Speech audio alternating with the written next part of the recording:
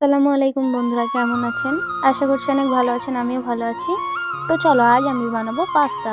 প্রথমে আমি 2 বাটি ময়দা নিয়েছি, তোমরা চাইলে আটাও নিতে পারো। তারপর একটু লবণ দিয়ে এইভাবে শক্ত করে মেখে নেব। এবার আধা ঘন্টা চাপা দেবো। আধা ঘন্টা পর আমি লেচি কেটে এইভাবে বেলে নেব।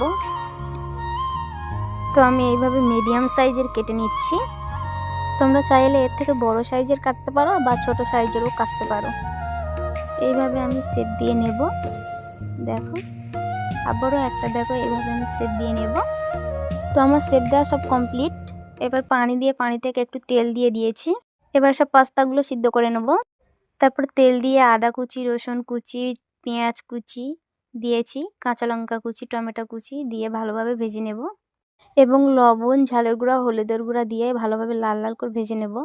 তারপর 2টো ডিম দিয়েছি, তোমরা চাইলে বেশি দিতে পারো। এরপর ধনিয়া পাতা দিয়ে নামিয়ে নেব। কেমন হয়